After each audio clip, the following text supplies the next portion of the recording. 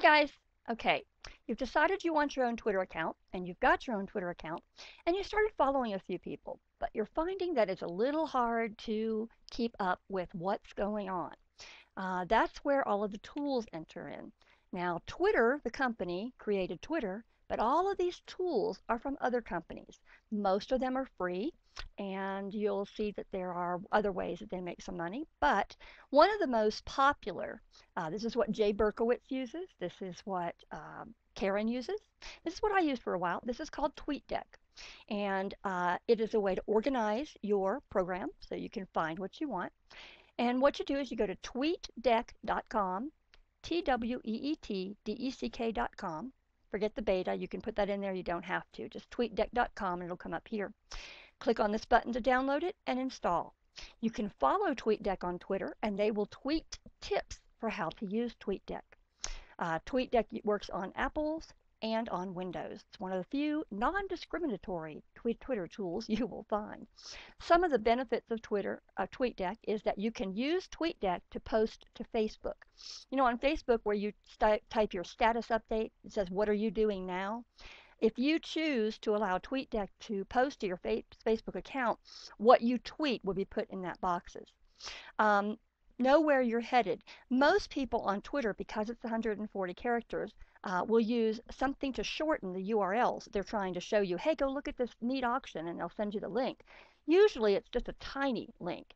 And with TweetDeck, if you hover over those tiny URLs, it will show you what that URL really is before you go there. That helps some people. Get the full picture. TweetDeck is now integrated so that you can send your pictures. Okay, so let's see what my TweetDeck looks like. And I know it's kind of scary, isn't it? Because it's purple. That's because I go to the settings right here and I choose my color. You can have your tweet window at the bottom or at the top. You can show your notification window or not. All these, you can play a notification sound. This drove me nuts because it will ding every time a tweet comes through, and mine went ding, ding, ding, ding, ding constantly. So you choose. Narrow columns, there's so many different things. You get to choose what font you want it to use, what color you want it to use. Let's go back to normal, okay?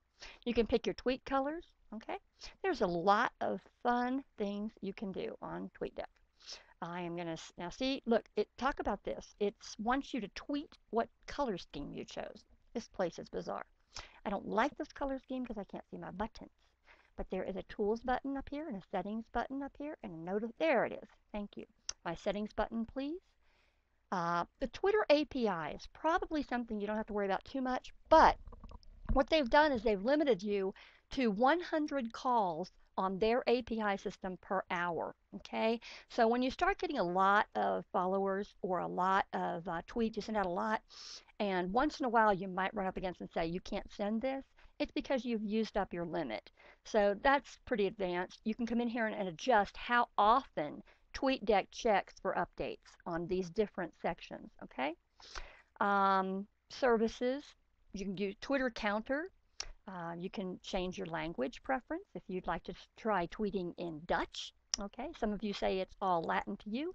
You can actually tweet in Latin. Wouldn't recommend it unless you actually know Latin, but you could do that. Save. Okay, so now we know if Twitter, come on TweetDeck, let me see. Okay, this right here is single column view. Maybe you just want to put it over here on the side and you just want to be able to see one column while you're surfing the net. You can do that. Okay? Or you can go back to see multiple columns.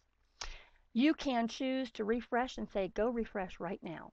Usually it's set on a standard every 5 minutes or every 2 minutes. This is your Facebook status updates. You can go here and then down here you type in what you want to go to Facebook. You will have to link your accounts. You can check on the stock twits. You can go to 12 Seconds TV. You can go to TwitScoop, which is what's going on Twitter.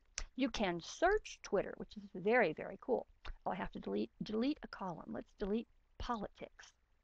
Yes, I really do want to delete it. Okay. Let's try a search column. On TweetDeck, you can have a column that searches. What are you searching for? We are searching for eBay. And we're going to pull up all the tweets that have the word eBay in them. It's going to put it at the very end, search eBay. Okay, here's all the tweets recently. To Skip McGrath, thanks for the tip about the eBay scheduler. And this is another way for you to find people that you want to follow. If you're interested in eBay, if you're interested in postcards, you search for that word and you find out what people are saying about that. And then, oh, this guy seems to know what he's talking about. So you follow him. That's one way to find followers. Okay, groups. Groups are very helpful. I'm going to have to delete a column. TweetDeck does limit you to 10 columns, which is a very limiting factor in my experience. A group is, sorry, that was favorites. A group, I have a group of friends. I have a group of companies. For instance, eBay tweets, and I watch for those. Twitter tweets, people to watch for. Let's get rid of that, and then we'll try to make a new group. I would make a group, for instance, let's get rid of another column. We have lots of room to play. I would make a group, and I would call it my OBS friends. Okay? That way, all the tweets from my friends who are on the OBS group would be in this one column, and I wouldn't miss them in the whole big thread. What's it called? Not the thread. The, well, lost the word. Sorry, guys. And TweetDeck is going to sit here for a minute and think about whether it wants to do what I want. But basically, you just go up here and you add a group, give the group whatever name you want it, and then you choose which of the people you're following you want to put in that group. And then all of the tweets from that group of people are in these things. And you can have groups for anything you want. You can have all your OBS there. See, I've frozen it. You can have friends for all, you can have a group for all your OBS friends. You can have a group for all the people you know that sell on Bonanza. You can have a group for all the radio people you want to follow, or you can have a group for all the postcard experts you found. Favorites, not real familiar with that. This is to DM somebody, and as soon as this cute little thing quits doing that, I will show you a few more tricks. Okay, that is basically what TweetDeck looks like, and it seems to be frozen. This is another reason that I'm not a real big fan of TweetDeck. Here's the API thing I was telling you about. Remaining API 87 out of 100. That means that I still have 87 API calls before I run out of my 100 per hour. And it's still doing that. I'm going to close TweetDeck and we'll move on to the next tool. The other tool that I want to show you about that I have moved to from TweetDeck because several things. TweetDeck is a separate program.